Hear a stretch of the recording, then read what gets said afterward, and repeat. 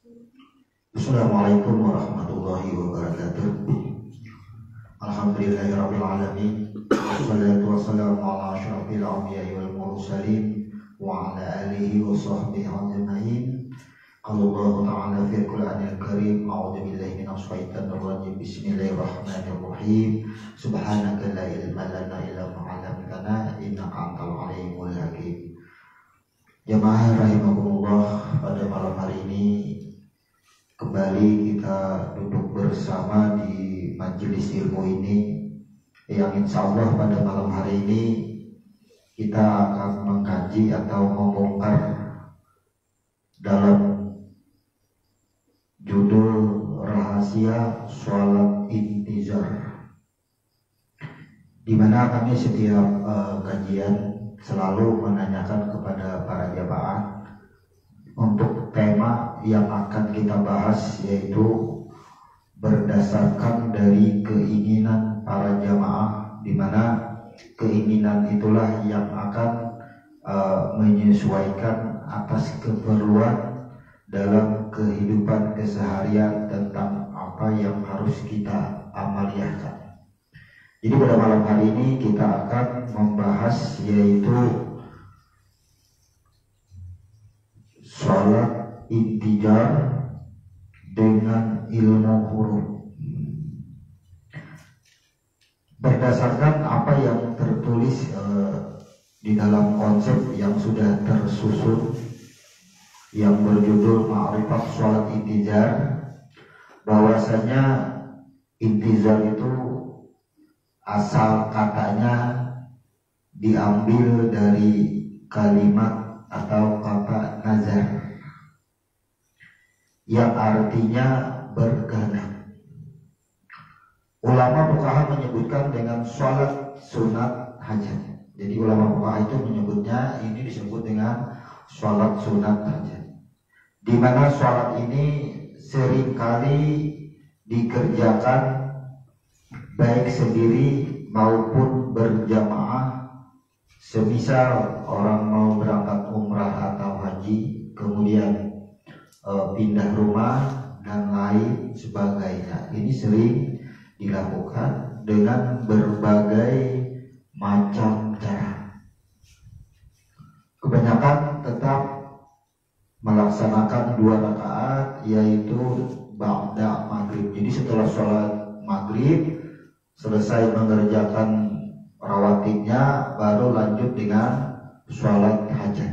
Ini yang disebut intizar. Artinya apabila kita berwudu dengan sempurna, kemudian kita ada keinginan, maka lakukanlah sholat dan bermohonlah, maka akan Allah kabulkan. Ini dasar kenapa orang mengerjakan disebut dengan sholat sunat hajat. Sesuai judul di sini diberi nama sholat intizar. Kalau dari kata tadi, karena diambil dari kalimat nazar. Jadi ada nun, ada zal, ada ro, ada tiga huruf. Kalau diberi judulnya intizar, maka ada huruf alif, nun, ta, dan zai. Ada perubahan nama, perubahan huruf ketika yang asal dari nazar berubah kepada intizar. Sebelum kita bahas dengan membedah ilmu hurufnya, kita sedikit mereview masalah cara. Adapun cara mengerjakan sholat sunat hajat, kita temukan dari beberapa kitab dan beberapa paham para ulama yang banyak melakukan secara berbeda-beda ini. Namun di kalangan ulama, di kalangan masyarakat, ini jarang timbul menjadi perdebatan. Jarang. Jadi sholat hajat ini jarang timbul untuk didebatkan, jarang sekali. Padahal banyak cara yang berbeda-beda. Adapun untuk yang tercatat pada konsep kita, sholat sunat intizar terbagi 2. Yang pertama ada yang disebut dengan muhafafah. Kemudian ada yang disebut dengan sikolah. Apa ya? Apa artinya muhafafah? Muhafafah artinya disebut dengan sesuatu yang ringan. Yang ringan itu misalnya kalau orang pindah rumah kan sudah dapat rumahnya, hanya menyelamati rumahnya aja, berarti muhafafah itu kalau sudah dapat. Kemudian orang hendak berangkat umrah atau haji, kan dia tinggal berangkat aja lagi, lalunya mengundang untuk mengadakan sholat hajat. Nah itu disebut dengan muhafafah karena sudah kawah, sudah bisa dilaksanakan. Namun untuk yang sikolah adalah sesuatu keinginan atau kehendak yang mungkin otak atau bahkan jiwa kita ini memikirkannya pun tidak bisa. Kalau bahasa kita, kalau ada bayangan, tidak ada bayangan. Aku tidak bisa berpikir. Sering kali seperti itu. Artinya sulit dijangkau. Maka ini dilaksanakan sholat sunat, hajat atau intijar yang disebut dengan sikolah, maka jamnya pun berbeda. Kalau muhafafah dilaksanakan ba'da maghrib, tapi kalau sikolah dilaksanakan pada tengah malam. Tengah malam. Nanti kita uraikan. Kemudian untuk ayat-ayatnya tidak ada ayat-ayat ini ketentuan yang sangat mendasar atau sangat ditentukan keharusannya. Namun di sini kenapa ada tertulis setiap rakaat setelah Al-Fatihah yaitu At-Takasur 1 kali. Setelah At-Takasur kemudian ayat kursi 1 kali. Kemudian dilanjut dengan Al-Ikhlas sebanyak 11 kali. Itu setiap rakaat. Baik sholat hajat secara muhafafah maupun sikolah. Nah, di dalam sujud akhir, setiap sujud akhir ada yang disebut dengan doa intizar. Sebelum melakukan doa intizar, ada yang disebut dengan mukadimah doa. Nanti kita uraikan caranya. Untuk lebih jelasnya nanti bagaimana mukadimah doanya kita tidak mungkin untuk mencatatkannya di papan tulis karena dari buku sudah tertulis dari doanya, doa intizarnya, kemudian mukadimah doanya. Yang jelas menjadi catatan yang paling mudah diingat adalah setiap rakaat sama pelaksanaannya, yaitu setelah Al-Fatihah, At-Takasur, ayat kursi 1 kali masing-masing, dan hanya Al-Ikhlaslah yang kita baca 11 kali. Namun untuk mengacu kepada ketentuan umum, di sini adalah taksis. Yang disebut taksis itu adalah membuat sesuatu yang tidak bertentangan dengan hukum asalnya. Taksis hadis bil hadis. Jadi hadis itu ditaksis, kemudian secara Quran pun ditaksis selama amaliyah kita itu tidak bertentangan dengan hukum asalnya. Hukum asalnya diperintahkan sholat sunat 2 rakaat. Setelah Fatihah boleh mau ayat apa yang apa, silahkan. Mau Al-Ikhlas saja langsung 11 kali atau 1 kali juga diperbolehkan. Jadi dengan ketentuan apa yang kita bacakan di sini bukan mengatakan bahwasanya sholat sunat yang lain tidak seperti ini yang kita sebutkan, bukan tidak boleh, tapi boleh. Waalaikumsalam. Jadi kita menyampaikan di dalam kaifiat sholat sunat intijar yang sudah kita kaji, yang sudah kita telah ini adalah berdasarkan ilmu huruf. Kenapa harus surahnya setelah Al-Fatihah At-Takasur, kemudian ayat kursi, kemudian Al-Ikhlas 11 kali. Nah itu bukan, artinya ini disusun bukan membuat hukum, tidak. Hukum asalnya surah apapun boleh dan tidak ada pembatasan mau berapa surah. Mau 1 juz langsung, mau 20 juz langsung silakan. Kalau tahan aja silakan, tidak ada batasan. Jadi tidak dianggap apa yang tercatat, apa yang kita sampaikan di sini adalah membuat hukum sholat sunat hajat. Itu yang penting digarisbawahi, karena begitu kita sampaikan sholat sunat intijar seperti yang kita catat di sini, kita takutkan ada yang berpaham loh. Kita cari hadisnya tidak ada yang seperti ini. Kenapa Al-Fatihah, At-Takasur, ayat kursi dan Al-Ikhlas, sehingga orang tidak akan menemukan dasarnya itu. Maka kita perjelas bahwasanya kaifiat di sini tidak bertentangan dengan hukum asal. Tidak ada pembatasan mau berapa surah setelah Al-Fatihah, dan tidak ada pembatasan atau pengkhususan surah apa yang akan dibaca setelah Al-Fatihah. Namun karena kita belajar secara ilmu huruf, sejarah semua surah adalah curhatan ketika kita di alam rahim. Setelah Al-Fatihah itu adalah suatu perjanjian kita sebelum dijahirkan ke alam dunia. Oleh karena itu kita mengambil surah-surah yang bertepatan dengan apa yang akan kita kehendaki atau bersesuaian dengan tujuan ketika kita menginginkan sesuatu. Itu dasarnya. Jadi kita sangat hati-hati. Kenapa? Karena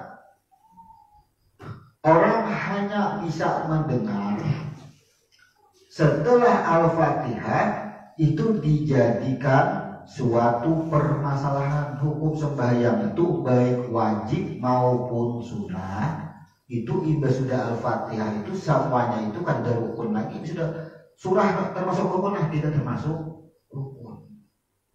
Jadi mau berapa surah pun silahkan, selama tahan saja silahkan kerjakan. Jadi tidak ada pembatasan selama tidak merusak rukun. Jadi rukunnya itu diutamakan dulu. Nah inilah cara kita memahami suatu dalil. Jadi makanya kalau belajar hadis itu, kalau ini ada guru itu asal tahu hadisnya itu sahih langsung gawi, tapi tidak mempelajari sejarah hadisnya. Ini yang sangat berbahaya. Kita langsung saja menuju kepada judul dulu kita bahas agar kita bisa memahami apa dan kenapa harus diberi judul intizar. Selama ini kan hanya tahu judul aja, apa gerak intizar, oh salat sunat hajat. Ya, di sini kalau intijar tadi kita jelaskan asal katanya daripada kata nazar, maka ada 3 huruf, nun, zal, dan roh. Kalau zal di sini berarti yang bermakna adalah pemilik keagungan dan kemuliaan. Huruf zalnya. Kalau yang lainnya kita sudah memahami. Di sini ada intizar, berarti ada huruf sama dengan huruf zal. Huruf zal juga kan pemilik intizar. Coba kita ambil secara ilmu huruf.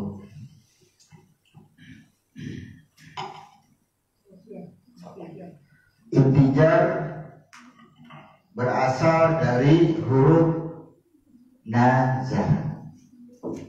Kemudian ada nah, ini menjadi intizar.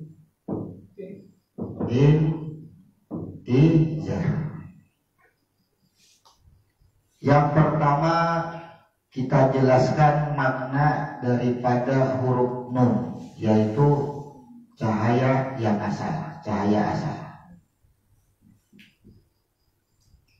Kemudian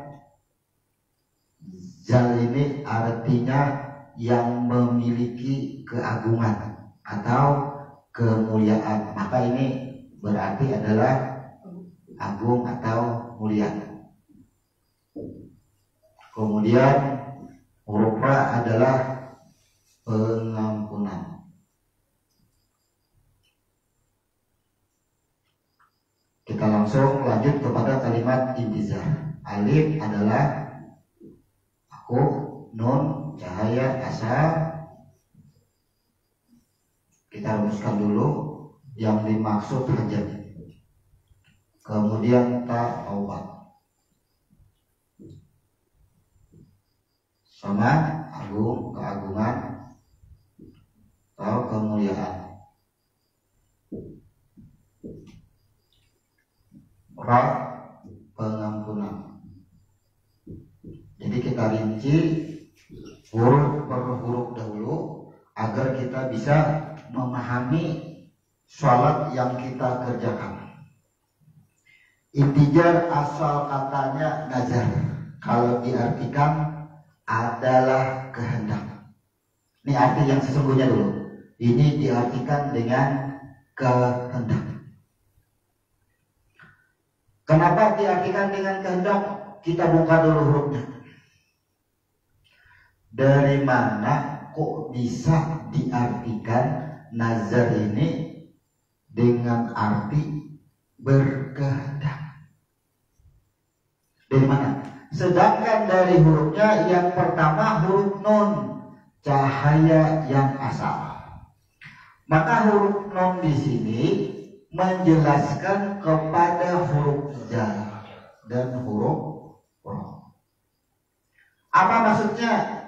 Bahwa huruf zal ini adalah lambang keagungan atau kemuliaan. Lambang keagungan atau kemuliaan. Nun menegaskan bahwa segala yang agung, yang mulia, maka dikutnya langsung adalah berasal daripada penjahiran cahaya, yaitu Nur Muhammad. Aku juga asalnya. Itu maksudnya kalau kita ilustrasikan. Kemudian kenapa harus diberi nama berkehendak sedangkan setelahnya ada huruf ra? Pengampunan. Pengampunan. Maka tidak akan bisa kita temukan kenapa nazar ini diartikan berkehendak. Sudah kita bedah, kenapa diartikan berkehendak? Tidak bisa. Dari mana ada kata berkehendak? Maka kita pecah. Dari huruf zal ini ada turunannya lagi yang disebut dengan huruf dal dan lam. Ternyata siapa yang selama ini merasa diagung-agungkan, dimulia-muliakan, tak akui, ada keakuan akan merasa diagungkan dan merasa dimuliakan. Karena semua huruf harus kembali. Kalau nazar kembali kepada huruf nun. Sekarang kita kupas. Dal ini maknanya apa? Dal ini adalah maknanya yang menerima balasan. Dal ini penerima balasan, baik buruk maupun baik balasannya, penerima balasan. Nah sekarang lambang huruf dal ini termasuk apa saja? Lambang huruf dal. Lambang huruf dal ini termasuk yang di bawah Nur Muhammad. Kita masih ingat apa saja yang ada di bawah Nur Muhammad. Apa saja yang ada di bawah Nur Muhammad? Yaitu ada pena huruf. Ya, berarti dal juga termasuk di dalam huruf dal.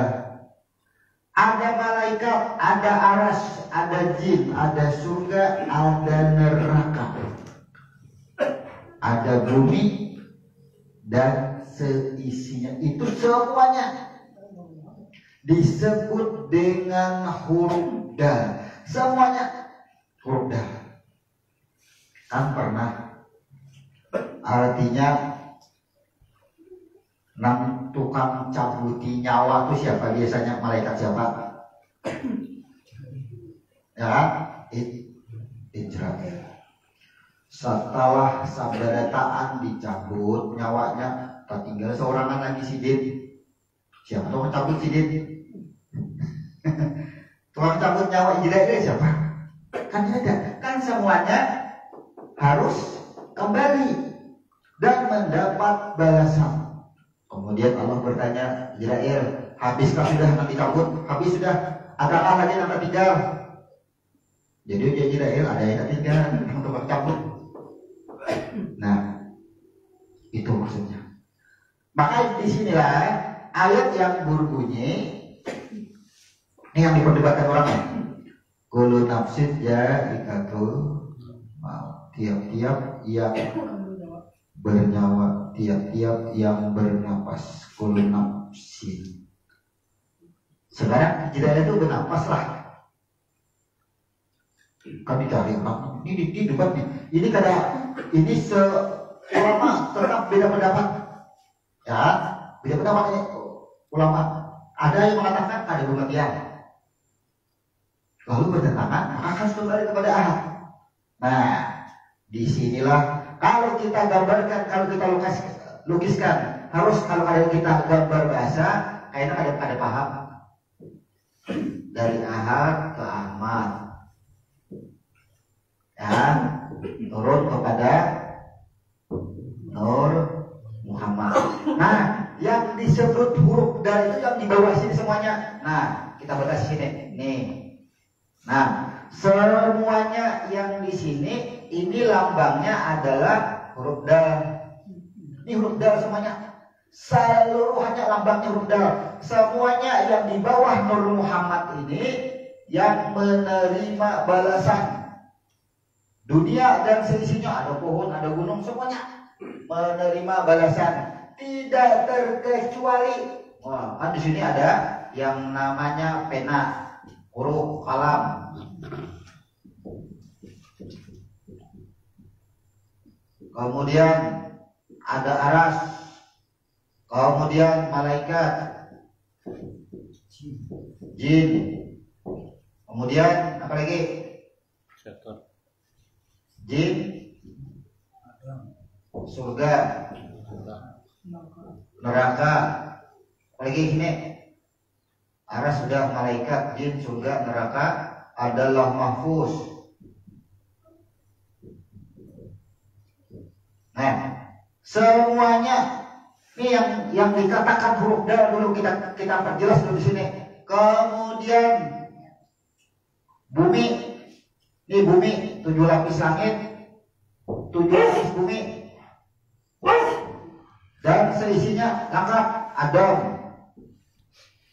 Sampai diri kita bikin dulu huruf dal. Ya kan, alam semesta beserta isinya ini ada bintang-bintang, matahari, semuanya sini ada. Semuanya termasuk di sini diri kita, ada pohon di dalam dunia, ya, ada kucing, tikus, semuanya ada di sini.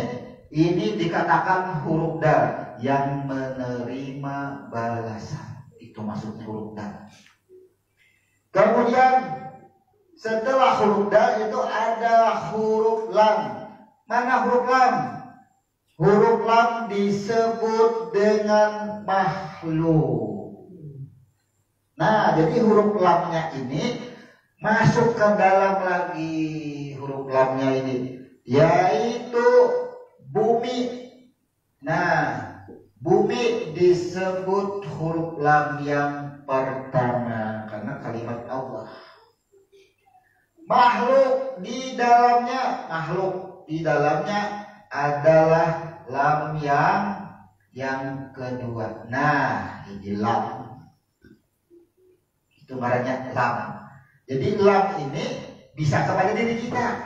Makhluk. Lam pertama, buminya dahulu, wadahnya sama dengan tubuh kita ini. Nah, untuk lam kedua, makhluk berarti isinya. Di dalam huruf lam ada huruf mim. Nah, huruf mim inilah yang disebut jiwa, yaitu kepada diri kita khusus. Langsung ke sini. Nah, kita dapat mengartikan intijar dengan berkehendak. Kenapa intijar dikatakan berkehendak? Kalau kita ilmu huruf, begitu kita artikan satu huruf tidak ditemukan yang artinya berkehendak. Dipecah, ternyata ada huruf yang tersirat di dalam huruf jar. Yang mana yang berkehendak? Itu maksudnya. Di mananya berkehendak? Ingat, ketika si Ahad, aku ingin dikenal. Aku ingin dikenal. Itulah yang disebut dengan iradah. Nih, si Ahad menghembuskan roh, atau disebut dengan nur. Kita beri judul roh aja karena nirrohi. Nah, niroh, ya. Wa nafatu fihi nirrohi, aku hembuskan rohku. Berarti ia berkehendak. Kehendak disebut dengan iradah, ya kan? Berarti di dalam roh ini ada yang disebut dengan iradah. Ini tak permudah. Gerakan hembusnya ini adalah disebut dengan kodrat. Nah, coba bayangkan. Ini roh di dalam roh ini ada kehendak. Di dalam roh ada kuasa, ada kodrat. Roh inilah jadi batang tubuh, jadi huruf lam, jadi jiwa. Nah, jadilah di sini. Nih. Nah, roh pikungan itu masuk kepada huruf lam. Yaitu tubuh.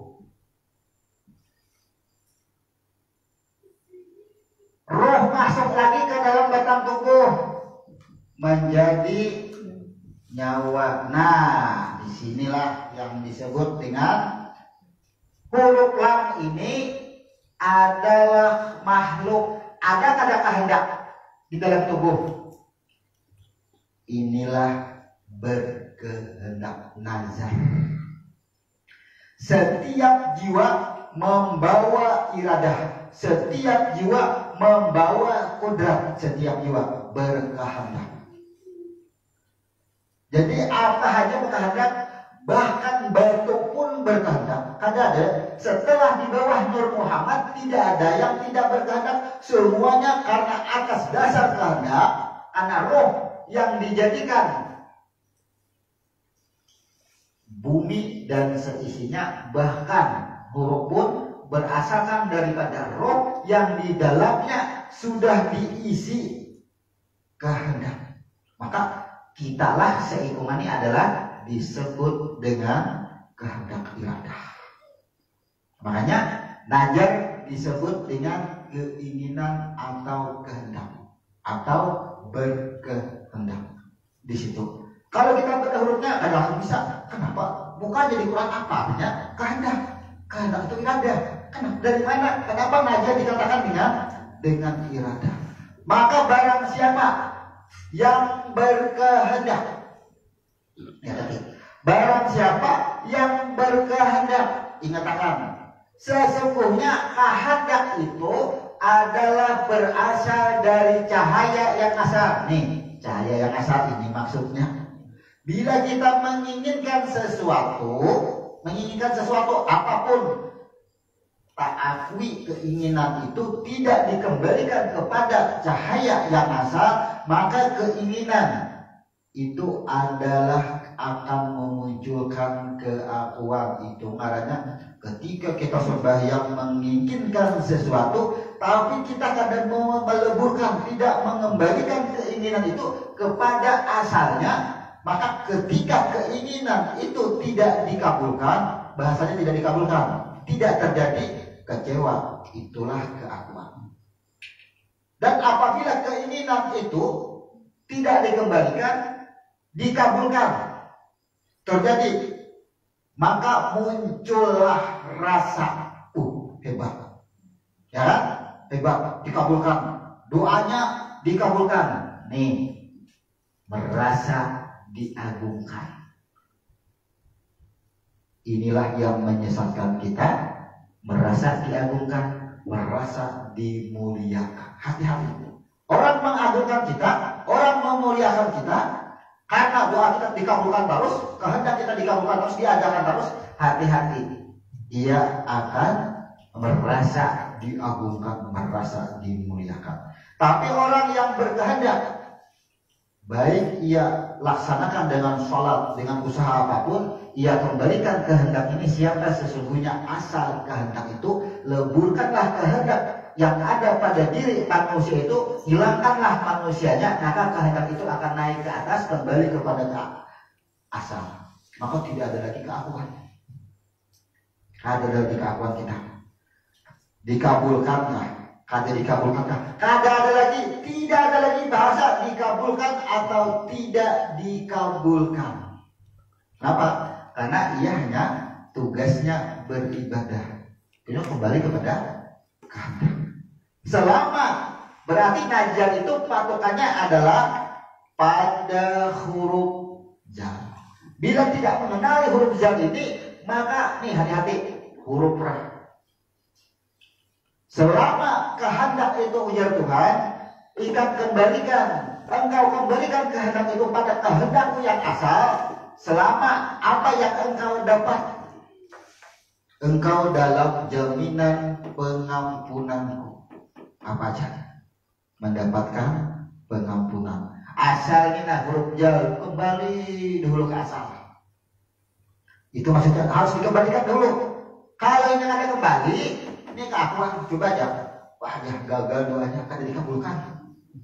Sudah banyak mengundang orang, kada dikabulkan juga. Intizar muncul dari kata nazar. Kenapa intizar muncul daripada kata nazar? Nah, muncul kan? Ini kepastian. Artinya sebelum kita berintizar, maka kembalikan dahulu keinginan atau kehendak kita, bersihkan dahulu jiwa kita, roh kita, karena roh adalah kehendak, kembalikan dahulu ke asal. Hanya kita berintizar. Kenapa disebut dengan intizar? Ingat, hapus. Setiap kalimat yang diawali dengan kalimat in adalah sesuatu yang mengandung bisa terjadi, bisa tidak terjadi. Bila mengandung in. Tapi bilanya iza, itu pasti terjadi. Iza zulzilatil ardu zilzalah. Itu suatu kepastian. Tapi bilanya in, coba insya Allah ya, bisa ada, bisa ya. Itu maksudnya. Jadi intizar, kenapa dilemahkan lagi dari nazar kembali kepada intizar? Kenapa dilemahkan? Kenapa? Karena sifat manusia tadi bisa lupa atau terdinding. Jadi kada kecewa karena kita intizar, bisa terjadi, bisa kada. Kita pecah. Alif kenapa diartikan aku? Akan kita singkat.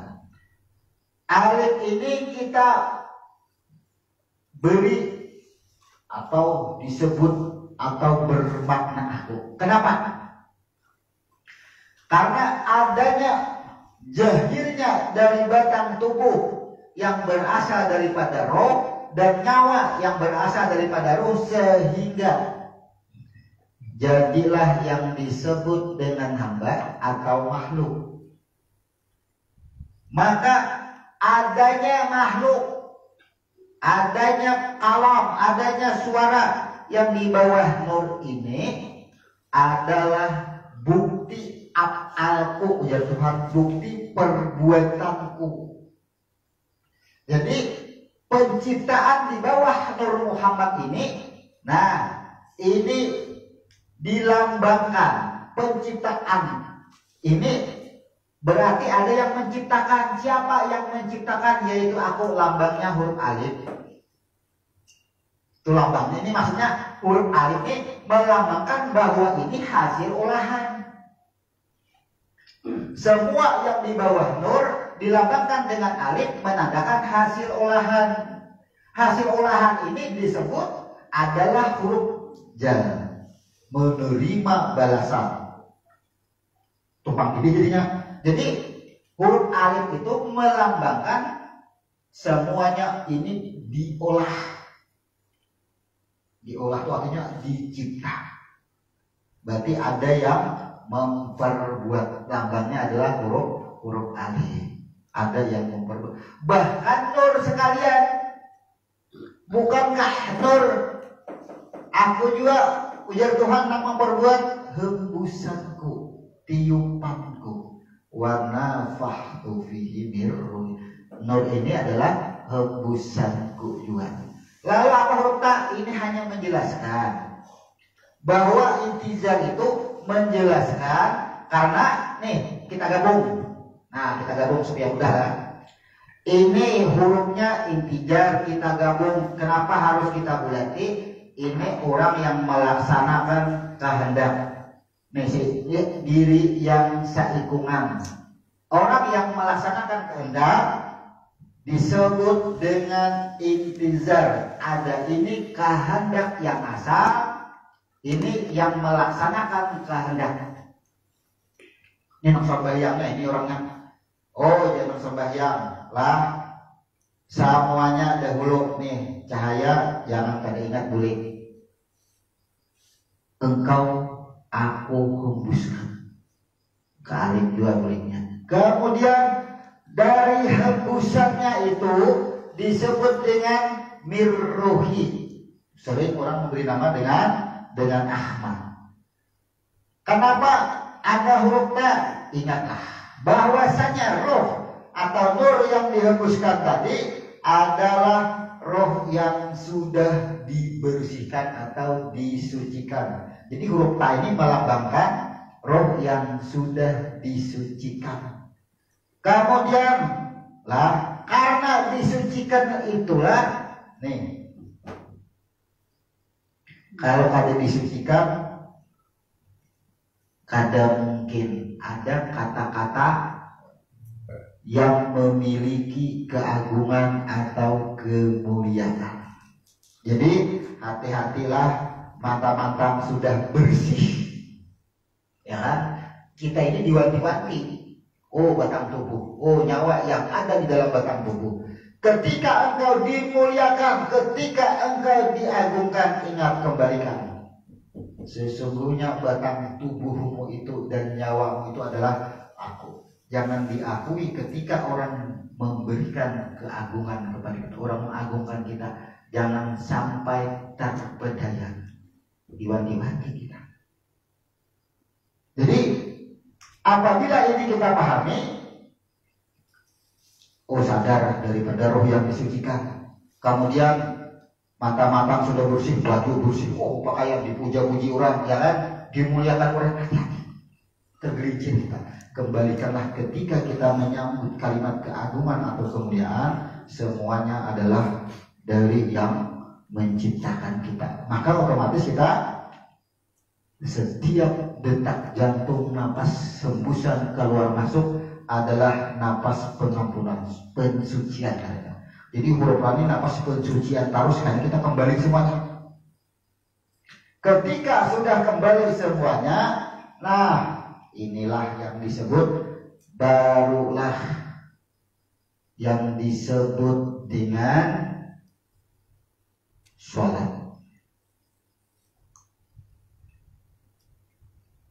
Jadi sebelum kita melaksanakan proses yang disebut dengan sholat, bersihkan dahulu kehendak. Bersihkan dahulu adalah roh. Kenapa? Karena di dalam roh itulah sesungguhnya ada iradah atau adanya kehendak. Kembalikan dahulu. Kalau kita sembahyang hajat, hendak berulah rumah, nih, ya kan? Duitnya ada, tanahnya apa kan ada sudah nol dari nol. Kayak Pak ini sangat berat nih kada pemikiran untuk hal itu karena harus dipikirkan. Lalu kita mengamalkan sholat intijar.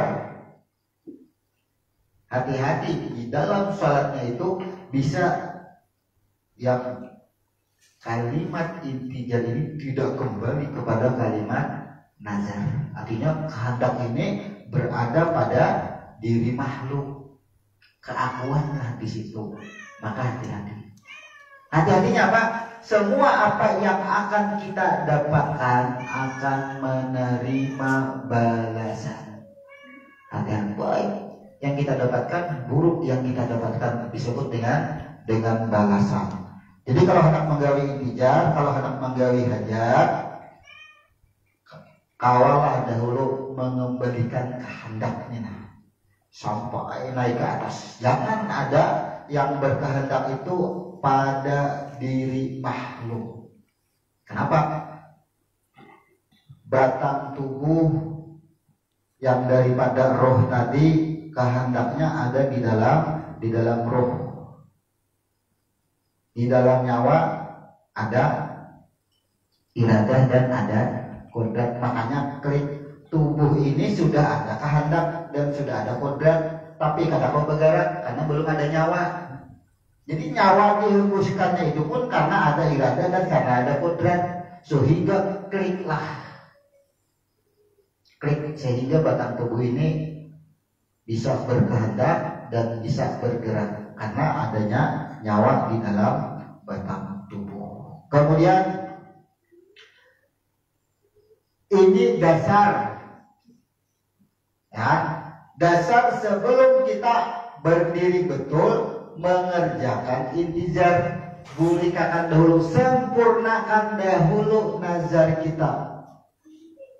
Yang dimaksud dengan sempurnakan itu adalah ketahui tujuan kita, ketahui diri kita,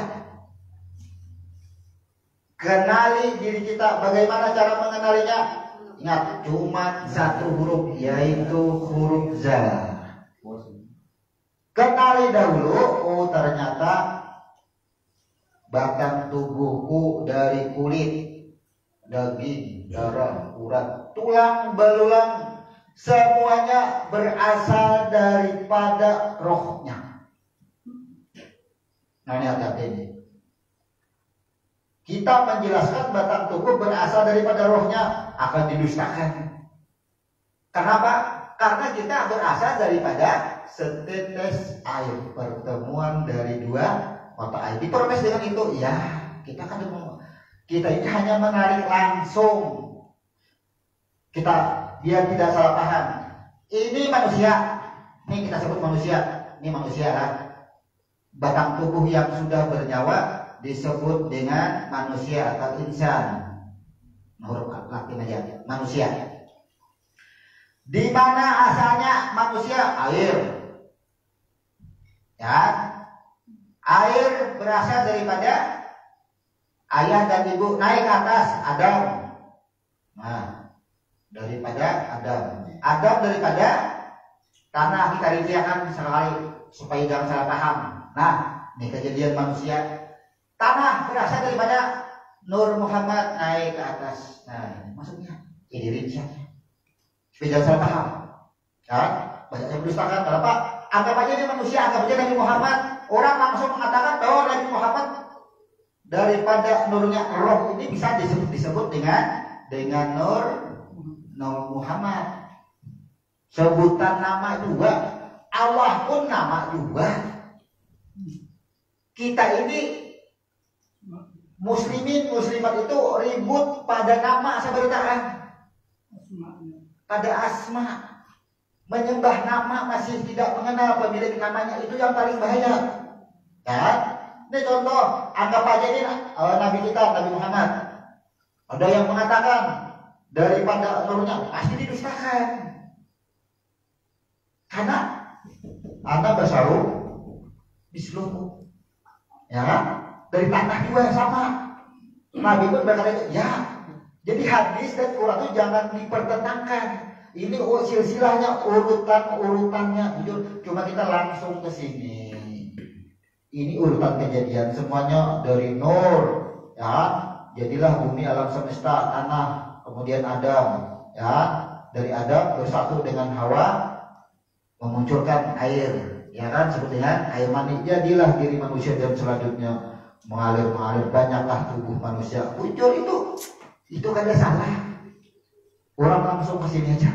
Nah, inilah yang disebut dengan huruf jar. Kembalikan dulu nazarnya itu. Najar itu yang bernajar siapa? Batang tubuh dan nyawa. Yang bernajar ini adalah iradahnya, kehendaknya. Awalnya berkehendak menginginkan sesuatu karena adanya nyawa. Nyawa adalah daripada rohnya jiwanya itu kembali. Sudah, hanya kita lanjut ke sini memahami makna tujuan kita untuk melaksanakan intizar. Kalau sudah kita pahami, oh ternyata dari najar itu suatu kepastian. Apa yang pasti? Tubuh dan nyawa kita pasti adalah rohnya, ya, roh yang dihembuskannya pasti sudah kembali. Lalu kita syariat jalan. Jadi ini dinamakan syariat, disebut dengan intijar karena cara mengembalikan kehendak itu bisa pas, bisa ada dalam kehendaknya, bisa terjadi, bisa tidak. Makanya intijar. Umpama kada takabul juga tatap roh yang disucikan, dikabulkan tetap juga. Ini maksudnya kuncinya, makanya intijar. Jangan sakit hati judulnya gini, intijar. Bisa terjadi, bisa tidak terjadi, disebut dengan intijar. Tapi kalau bahasa kampung, sholat hajat. Hajat adalah keinginan, sama aja. Siapa yang berhajat, siapa yang berkeinginan. Nah, sama itu. Kemudian semisal. Ini kan tujuan. Asal tujuan dasarnya adalah nazar. Berarti yang menggawi ini adalah roh, batang tubuh dan nyawanya. Kemudian ia melaksanakan ritual yang disebut dengan ibadah. Nah, ibadah kan? Ibadah disebut dengan ibadah. Maka makna daripada persaksian kita asyhadu alla ilaha illallah wa asyhadu anna Muhammadan abduhu. Salat sebelum dikerjakan, batang tubuh aja diperintahkan untuk dikembalikan. Kehendak dan nyawa roh sudah dikembalikan. Kenapa salat disebut dengan ibadah? Karena yang bagawi itu batang tubuh, yang bernyawa disebut abduhu. Jangan sampai tadinding. Kalau sudah bisa kita mengembalikan kehendak iradah tadi, tadinding dengan batang tubuh yang bernyawa inilah yang akan bahaya memunculkan keakuannya. Ingat ya Tuhan, bukankah Engkau sudah bersaksi Muhammad dan abduhu wa rasuluh. Kata-kata abduhu adalah bukankah batang tubuh dan nyawa Engkau itu adalah aku juga. Sama habis lenyap ini, makanya fana filah kita. Bila sudah fana filah, naik lagi ke atas kepada bakabilah. Kenapa disebut dengan naik ke atas bakabilah? Kenapa? Karena batang tubuh ini lenyap, mengembalikan batang tubuh dan nyawa ini lenyap kembali kepada nurnya, kepada asal. Inilah yang disebut dengan bakabilah. Ini bakabilah hukumnya sih pakamnya. Kalau di sini melenyapkan ini disebut dengan fanafilah. Kenapa? Karena dia menghancurkan batang tubuh dan nyawa dikembalikan ke asal. nikmat berkehendak, nikmat kita sembahyang inang mudah kabul. Jadi kalau senjata mukmin doanya dikabulkan terus, kembalikan dahulu. Jangan merasa aku yang berkehendak, aku pada makhluk, hati-hati. Ketika pada aku yang berkehendak kita gawi, pasti muncul kekecewaan. Kalau oleh terlaksana, bilanya terlaksana, muncul rasa kebahagiaan yang mungkin justru akan menghijab, melupakan kepada asalnya. Kan sama pada bahaya. Makanya tadi disebut dengan yang menerima balasan. Itu yang sangat hati-hati. Kemudian apabila kita sudah bisa mengembalikan kehendak yang disebut dengan iradah, maka bagaimana cara melaksanakan sholatnya? Kaifiat sholat sunat hajat, sholat intijar, kaifiatnya. Yang pertama disebut dengan mukhafafah. Kaifiat sholat intijar, ya. Kaifiat sholat sunat intijar. Kita baca aja. Yang pertama disebut mukhafafah. Ini waktunya jamnya kan terus kapan ya? Maghrib isya lah. Nah, ya kan? Di tengah-tengah antara maghrib ke isya, pada maghrib ke isya. Ini waktunya. Kemudian disebut dengan shikalah. Shikalah ini ini waktunya jam 12 ke atas. Waktu tahajud atau sepertiga malam. Ini waktunya. Kita tahu sepertiga malam. Ini rakaatnya 2 rakaat. Rakaatnya 4 rakaat 2 kali salam.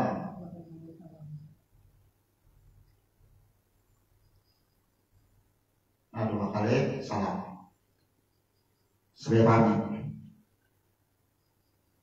Kedua-duanya tiap rakaat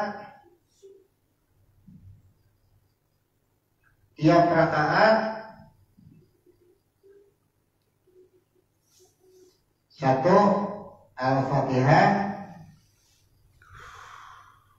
kemudian At-Takasur,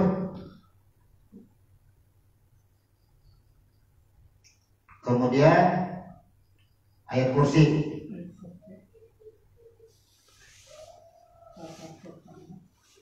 kemudian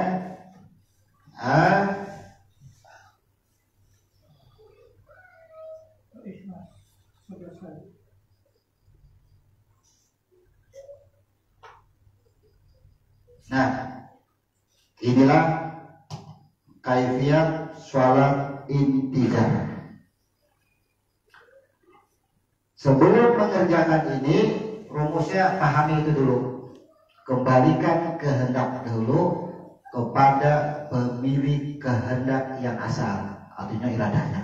Kembalikan, dan kodratnya kembalikan semua yang bergerak kada lagi, yang berkehendak kada lagi pada makhluk. Ini 3 cara menggawinya lagi. Jadi nang begawi nang ini nang seikuman ini sudah keakuan lagi sudah. Nah, kenapa kita harus sebutkan ini?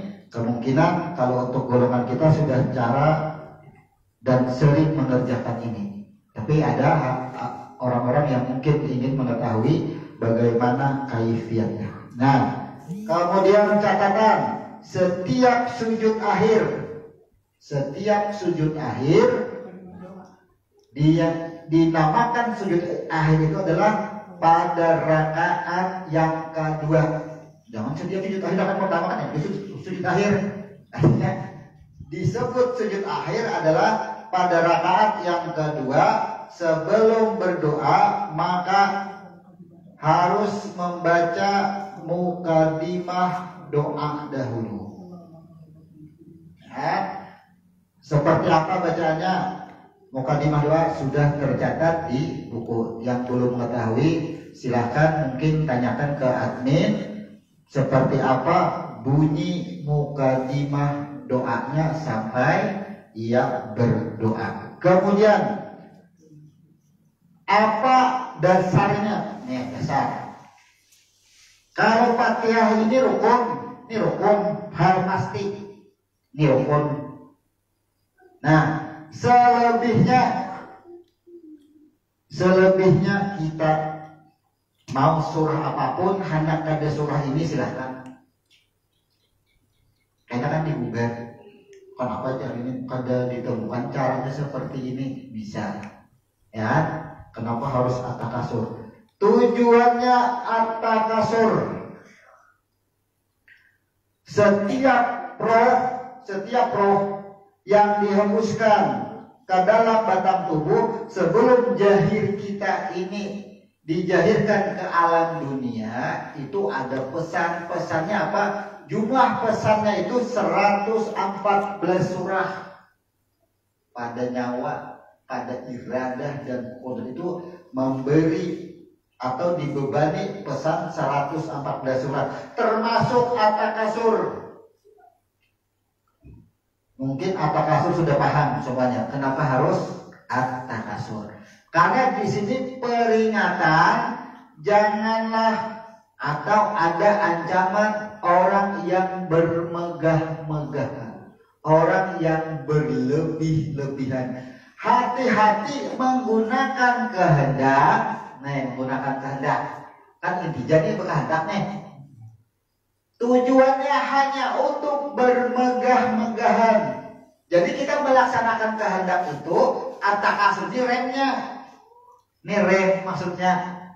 Amun berkehendak juga ya Tuhan memakai kehendakku, gunakan dalam rute atau kehendakku juga. Jangan kehendak ikam nafsu, ambisi. Oh berkehendak itu ngarannya bermegah-megahan.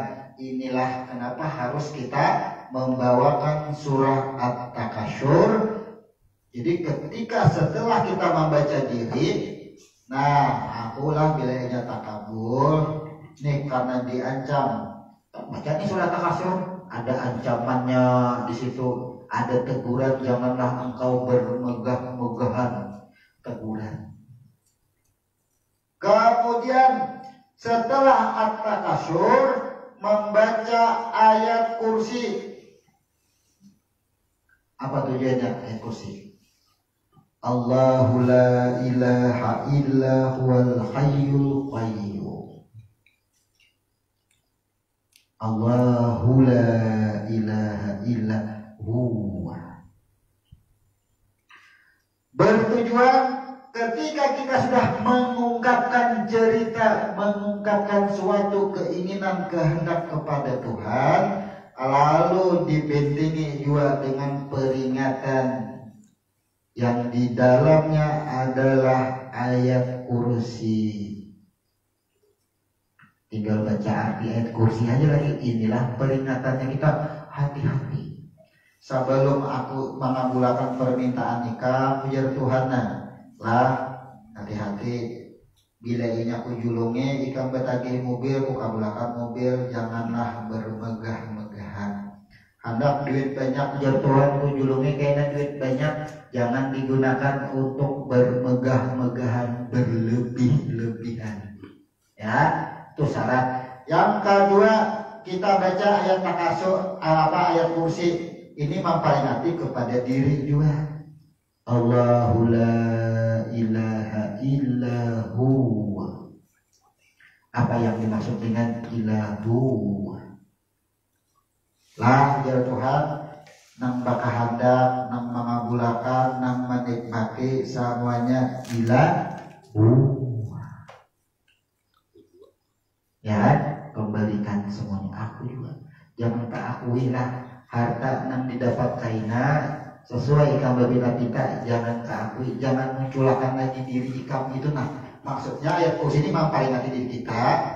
Artinya imbas sudah takabur tadi, lalu muncul jasad dan tubuh kita ini, jasad kita nih dengan nyawa muncul, kada ingat lagi asal jasad kita lupa diri. Jadi ayat kursi ini membentengi diri kita terhindar daripada lupa diri. Jika bahasa umumnya kehantuan, ya kehantuan kada ingat apa-apa lagi.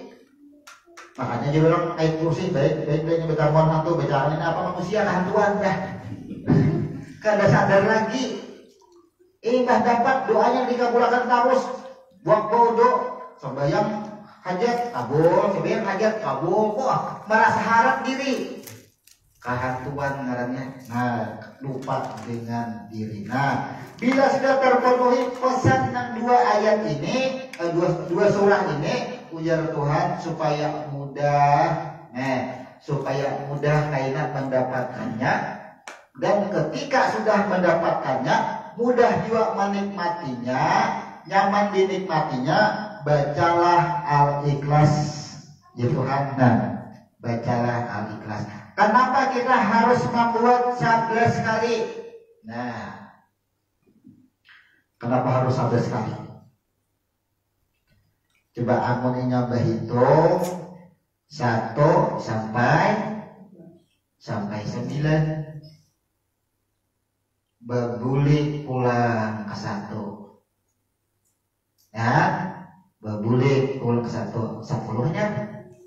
Jelas. Tambah lagi 1 berarti adanya di angka 2. Ini rumus. 2 ini lambangnya adalah alif lam ha. Roh yang sudah jahir.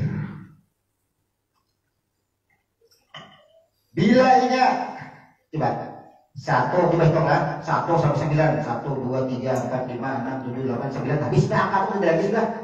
0 itu lain angka, ya kan? 10 ke 1.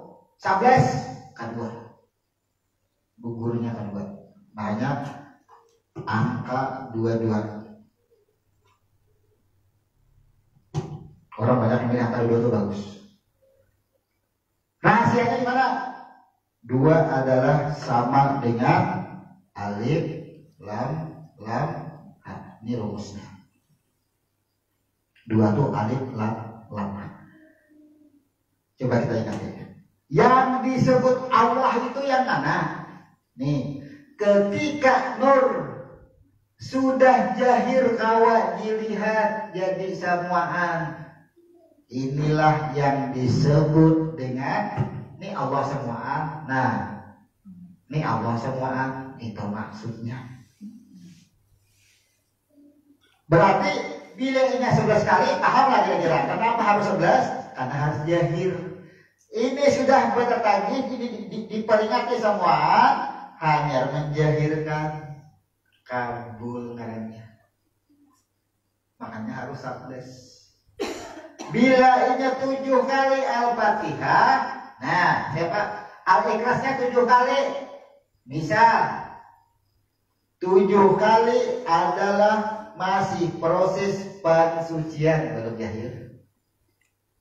Itu maknanya proses, makna daripada angka. Bolehlah 7 kali, boleh. Berarti pensucian kada jahir apa yang dikehendaki, kada menjahirkan apa yang dikehendaki. Bila 11 kali jahir apa yang dikehendaki, karena alif lam ha buktinya adanya perbuatan. Kemudian ada huruf lam, bumi dan seisinya. Ada huruf lam lagi, isi daripada bumi. Semuanya berasal daripada aku, berasal daripada ha, daripada jad. Inilah angka 2. Nah, jadi kenapa harus 11 kali? Karena kita ingin jahir apa yang kita kehendaki. Amun 7 kali ini pensucian, makanya kita melaksanakan sholat sunat pada malam Lailatul Qadar. Kenapa 7 kali Al-Ikhlasnya? Karena kita mensucikan roh kita. 7 kali. Tawaf 7 kali. Allahumma ja'alni minat tawabin, ya kan? 7 kali tawaf itu 1 kali tawaf itu putarnya berbanding 10 kali 7 berarti 70 kali. Bukan kadar dasar. Kenapa harus kita tetapkan? Kenapa sholat sunat malam Lailatul Qadar harus 7 kali? Karena tujuan sholat itu adalah untuk membersihkan roh. Kenapa sholat intijar? Al-Ikhlasnya 11 kali. Karena intijar itu menjahirkan keinginan. Itu maksudnya. Nah, amun seandainya sholat hajat sambaran aja ayatnya, itu warnanya ramak ramuk, bukan kadasah. Boleh aja juga, boleh. Tapi itulah yang sering lupa. Apa yang lupanya? Merasa aku yang berkehendak. Ketika kabul, yang bermegah-megah.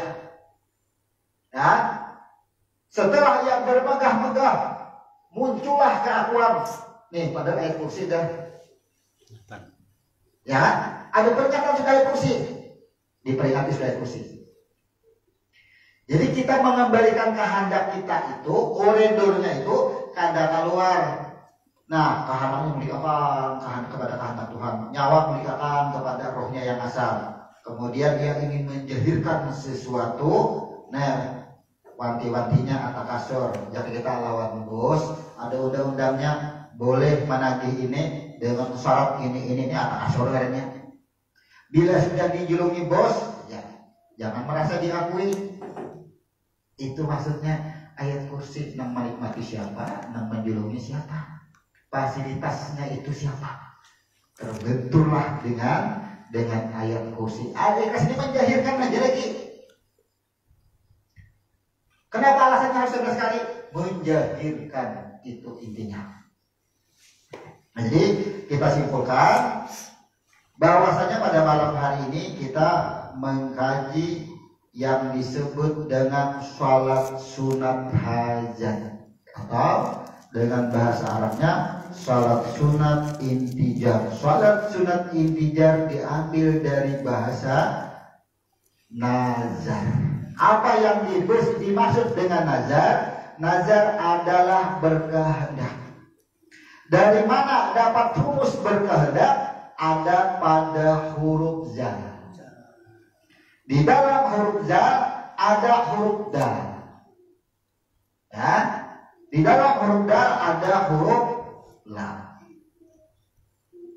Inilah ditemukan arti berkehendak. Karena di dalam huruf lam itu ada huruf mim yang disebut dengan jiwa. Di dalam jiwa ada iradah dan ada kodrat. Karena di dalam jiwa ada nyawa, yaitu sifatnya. Kemudian di dalam huruf lam adalah batang tubuh yang berasal daripada roh atau nurnya. Kemudian kenapa tidak disebut dengan sholat nazar, disebut intijar? Karena salat itu adalah disebut dengan syariat, yang disebut dengan ibadah. Ibadah disebut dengan pengembalian batang tubuh dan nyawa kita. Disebut dengan sholat atas pengakuan kita bahwa segala apa yang dijanjikan, yaitu 114 surah, adalah benar semuanya ada pada makhluk. Benar semuanya. Itu berakibat pada makhluk. Makanya disebut dengan setelah huruf sya ada huruf lam alif. Semuanya berasal daripada roh yang sudah disucikan. Makanya ada tak marbutah atau ha betitik 2 disebut dengan salat. Nah, kenapa dengan intijar tidak disebut dengan najah tadi?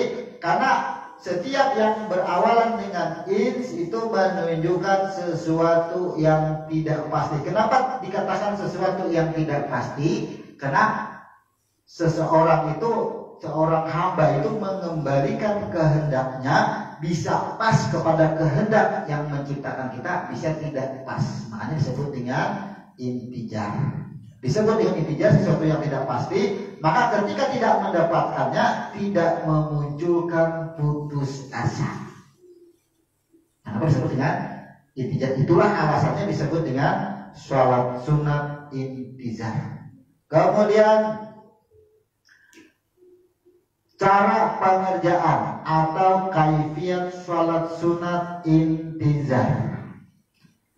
Sholat sunat hajat atau sholat sunat intizar ada dua cara.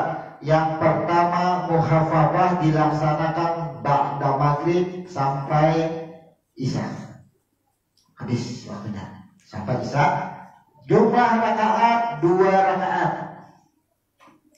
Kemudian sholat sunat intizar yang disebut dengan sikolah. Sikolah ini artinya berat. Kalau muhafafah ini disebut dengan ringan, ini disebut dengan berat, dirasa berat. Ini lebih baik dikerjakan di 1/3 malam. Lebih baik kerjakan di 1/3 malam. Boleh dikerjakan mulai jam 12 malam sampai 1/3 malam. Boleh dikerjakan. Harus 12 malam. Harus 4 rakaat ya? Harus 4 rakaat. 4 rakaat, 2 kali salam, 2 rakaat, 2 rakaat. Cara pengerjaannya, tiap rakaat setelah Al-Fatihah membaca At-Takasur 1 kali, membaca ayat kursi 1 kali, membaca Al-Ikhlas 11 kali. Untuk keterangan kenapa At-Takasur, ayat kursi dan Al-Ikhlas sudah kita jelaskan tadi. Jadi ini bukan hukum berat. Kenapa? Takasur, ayat kursi dan al-ikhlas kita mengambil daripada fadilah, ya kan? Karena isi at-takasur, isi ayat kursi dan isi al-ikhlas berkenaan dengan pengembalian iradah kita, agar kita tidak terjerumus saat menghendaki sesuatu, dan ketika sudah mendapatkan sesuatu kita tidak lupa, karena lupa diri. Itu tujuannya ayat-ayat atau surah-surah yang disusun setelah Al-Fatihah. Namun bagi kawan-kawan yang ingin setelah Al-Fatihah cukup Al-Ikhlas 1 kali atau Al-Falaq 1 kali, silahkan. Tidak ada pembatasan. Tapi kita mengambil daripada fadilah surah di dalam sholat. Karena sholat itu adalah mi'raj, bertemu aku ya Tuhan. Bila ia bertemu, mengungkapkan atau menceritakan sesuatu kepada Tuhan, maka harus berkenaan dengan cerita apa yang kita sampaikan itu. Itu kesimpulan yang disebut dengan sholat sunat intizar atau yang disebut dengan sholat sunat hajat. Seperti biasa, sebelum kajian ini kita tutup, kita akan membuka ruang waktu yang disebut dengan tanya jawab. Silakan kalau ada yang bertanya.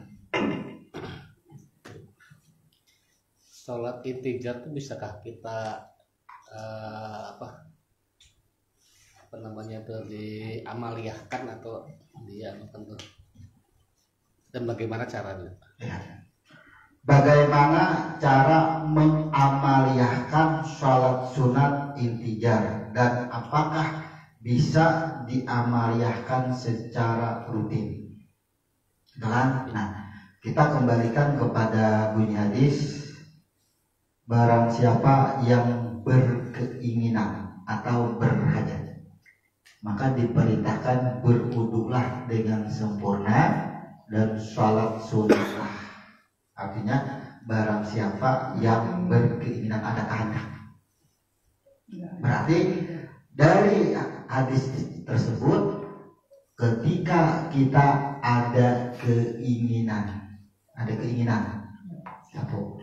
Nah, sementara rasanya keinginan ini mustahil kadang-kadang, pasti ada. Cuma keinginan ini antara muhafafah dan sikalah. Misalnya aku hendak makan bakso, misal ringan aja, karena itu ada perlu dengan muhafafah, ada perlu dengan sholat sunat hajat, hanya tahu mendapatkan itu, misal, ya kan? Artinya keinginan muhafafah itu dianggap ringan karena itu sudah tinggal pemberangkatan seperti umrah dan haji dan pindah rumah, orang kebanyakan itu kan amalan itu apa. Padahal boleh sholat sunat intijar mukhafafah ini dikerjakan menginginkan sesuatu, misalnya anak berbagi sepeda boleh. Tuh udah mencari mengusahakan pada awal juga ada dapat juga duitnya enggak, ya kan? Sepeda itu ringan aja ya lah, masih ringan main berbagi mobil mengolah apa, hanya harus kalah. Jadi tujuan mukhafafah adalah kita tujukan kepada sesuatu yang mungkin kita sendiri menakarnya. Kalau memang dianggap ringan, kerjakan mukhafafah cukup. Tapi kalau otak kita kadang awal menerima atau sangat bingung dan ragu-ragu, maka kerjakanlah sikalah. Maka jawabannya, bolehkah intijar diamalkan? Tentunya boleh sesuai ketika ada keinginan. Apakah keinginan yang ringan maupun keinginan yang berat. Kemudian bagaimana kalau dikerjakan secara sekolah? Karena sekolah ini waktunya tengah malam paling bagus. Jadi kita sendiri pernah mengamalkan atau mentorikatkan. Torikat itu ngarannya kita merutinkan. Merutinkan itu artinya Allah itu sangat menyukai orang yang beramal sedikit tapi rutin, konsisten. Nah, kita pernah mengamalkannya itu selama 45 malam pernah. Rutin pernah kita tinggal. Bagaimana cara mengerjakannya? Bahwasanya salat sunat malam itu alangkah baiknya didahului dengan salat sunat yang ringan. Salat sunat ringan disebut dengan salat sunat iftitah. Ya. Jadi pembuka. Setelah itu kerjakanlah dahulu. Mana bagusnya, hajat berdahulu atau tahajud? Nah, sedangkan tahajud itu patah hajat. Orang mengartikan tahajud itu adalah gasan berpinta-pinta, ya kan? Karena tahajud ya dia dengan hajat, ya kan, kehendak ya hajat. Nah, jadi padahal tahajud itu nanti akan kita bahas secara khusus lah. Maksud daripada tahajud itu artinya mengembalikan roh kepada asalnya. Sedangkan intijar adalah menjahirkan keinginan. Sembahyang hajat sama dengan intijar, itu menjahirkan keinginan kehendak. Sedangkan tahajud mengembalikan roh. Makanya tahajud berawal dari huruf ta dahulu, ada huruf ha dan huruf jim, ada huruf dal. Jadi tahajud itu sebenarnya mengembalikan, karena ada huruf ha, mengembalikan kehidupan. Nah, selama ini aku hidup, ini cuplikan sedikit. Sembahyang tahajud itu selama ini aku memandang manusia yang banyak ini tampak banyak. Memandang semua masalah, tak banyak masalahnya. Kadang-kadang dikembalikan kepada yang asal, kepada yang esa. Nah itu wajib tahajud kita. Makanya tahajud itu seakan-akan wajib digali. Kenapa? Karena setiap mata dibuka, telinga mendengar, otak berpikir, itu banyak pemikirannya. Bisa ada kembali kepada yang esa. Nah itu harus tahajud, cara mengembalikannya. Makanya tujuan tahajud adalah penyerahan diri yang sebenarnya diri. Mana bagusnya? Kalau kita mengerjakan intijar pada tengah malam, yang paling bagus, ingat ini bukan hukum lah, ini adalah sikap hukum paling bagus. Silakan kalau hendak tahajud berdahulu atau intijar berdahulu, hanya tahajud silakan, kali ada ketentuan, sama aja mana yang didahulukan, ya kan? Kita khawatir kalimat ini dijadikan dasar hukum, kita ada menjadi dasar hukum, tapi sikap hukum kita mencari urutannya supaya bagus. Kayak apa bagusnya? Kalau ini tahajud secara ilmu huruf dengan arti menyerahkan diri yang sebenarnya diri, sholat hajat atau intijar menjahirkan sesuatu keinginan, maka bagusnya mana dulu adalah penyerahan diri dahulu.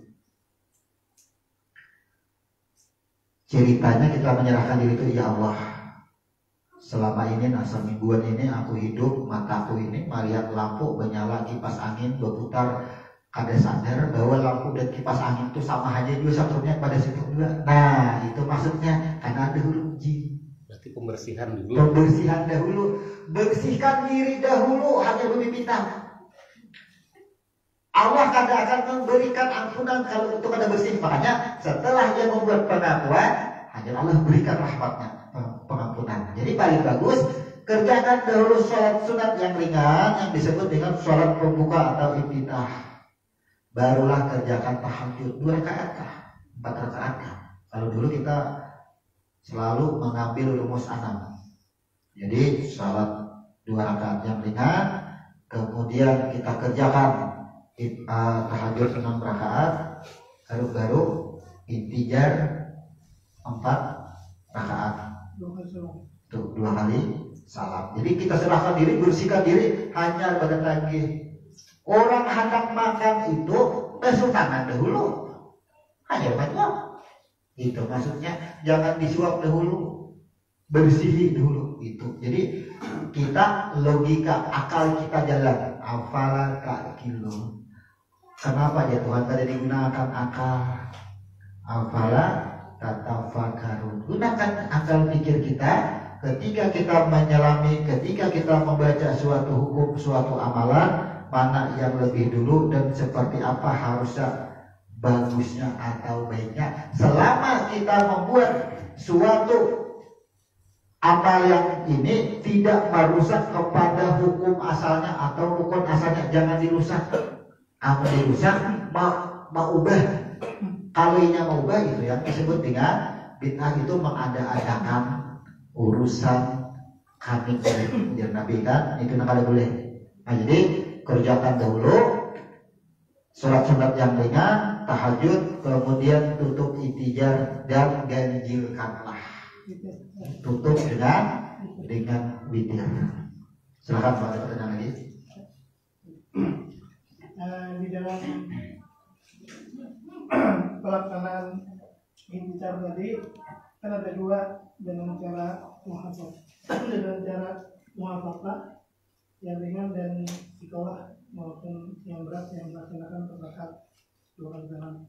Di mana di dalam doa terakhir, di sujud terakhir, waktu di rakaat keduanya, karena kita tadi masing-masing 2 rakaat di baik maksudnya kita mengerjakan yang yang berat di sekolah, berarti kan 4 rakaat 2 kali salam. Di rakaat yang kedua atau yang akhir, di situ kan sebelum kita melakukan doa itu ada membacakan mukadimah doa. Dan Allahumma rabbana atina fid dunya hasanah wa fil akhirati hasanah wa qina adzabannar. Kalau tidak salah ada 10 kali.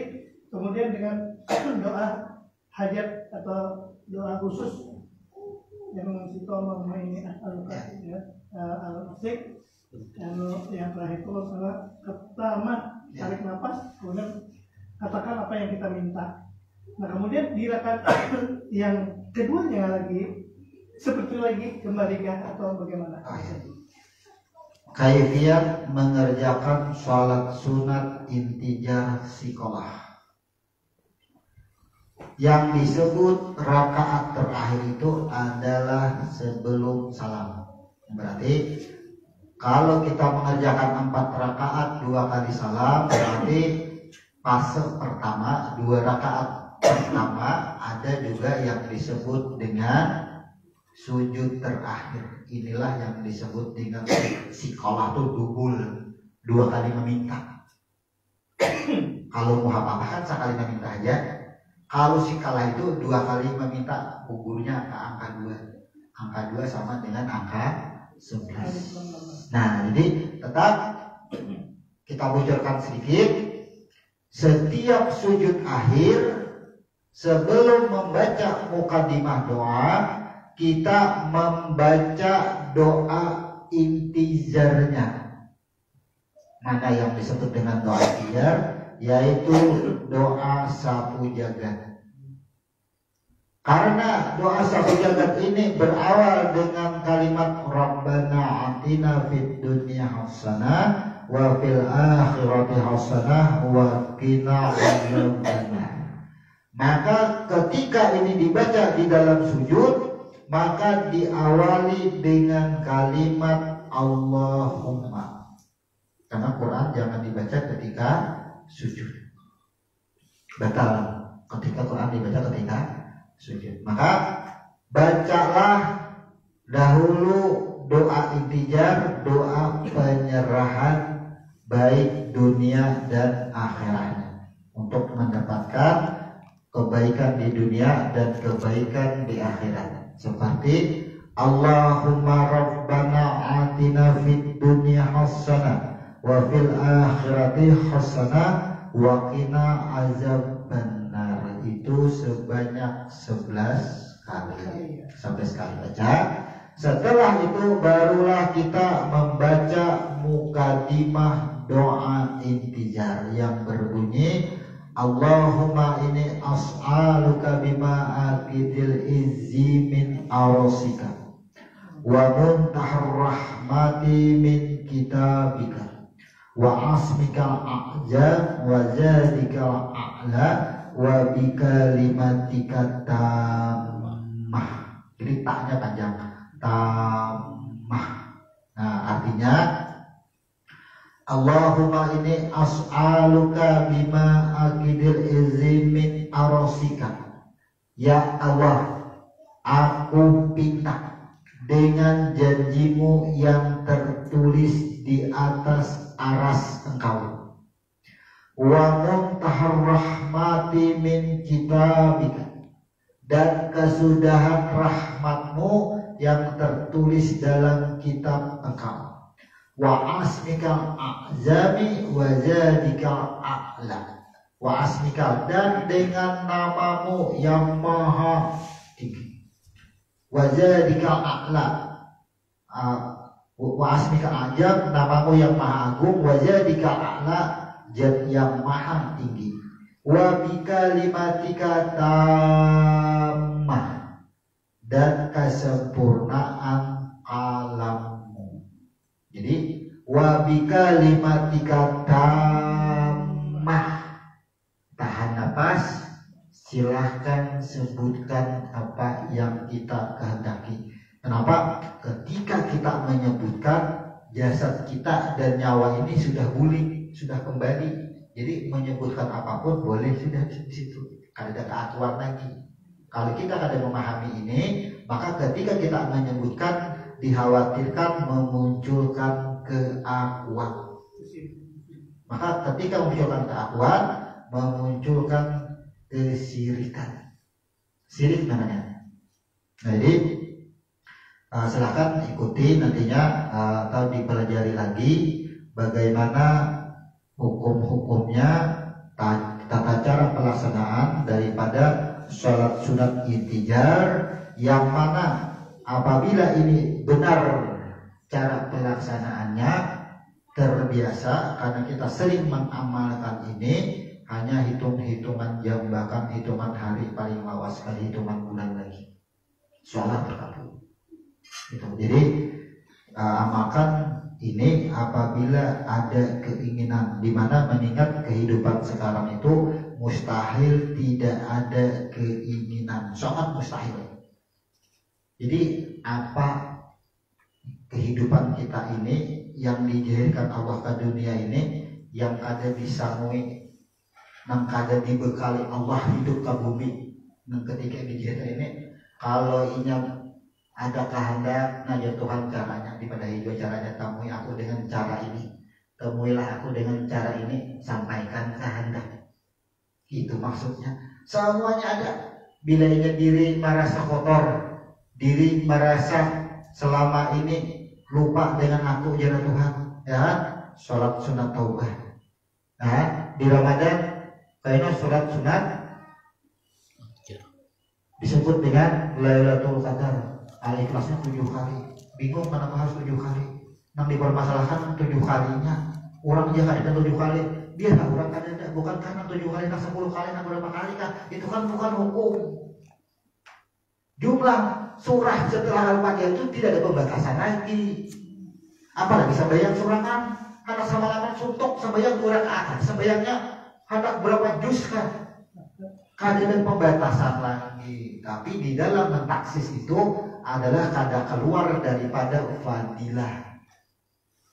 Fadilah baik angkanya maupun fadilah daripada surahnya. Ada lagi?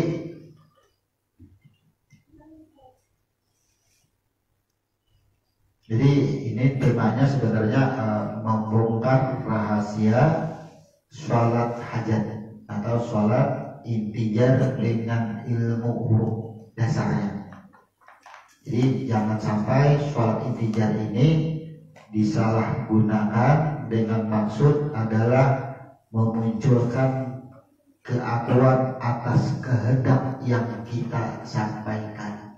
Itu maksudnya. Jadi kalau kita bongkar sudah, ternyata sebenarnya kita ini turun naik napas ini ketika sembahyang tahajud mengabadikan roh, sembahyang intijar mengungkapkan menjadikan sesuatu yang kita inginkan. Makanya napas turun naik. Dikhawatirkan napas turun naik ini terhijab, terdidik. Ketika sholat tahajud sudah kembali semuanya, ketika ingin mengungkapkan suatu kehendak muncul keakuan. Nah itu khawatir, makanya dipahami dahulu kan, pahami judul sholat ini kan judul umum. Di dalam sholat ada peta khusus pula, jalurnya disebut intijar, disebut tahajud, itu kan jalur-jalurnya semuanya disebut dengan sholat. Jangan peta itu kan peta secara keseluruhan. Oh kalau ini hanya ke Banjar petanya di mana? Oh di sini ke Matapura di mana petanya sama. Perjalanan semua mi'raj semua kita di situ. Itu maksudnya. Kalau sudah ada kita tutup. Subhanallahumma wa bihamdika asyhadu an la ilaha illa anta astaghfiruka wa atubu ilaik. Assalamualaikum warahmatullahi wabarakatuh.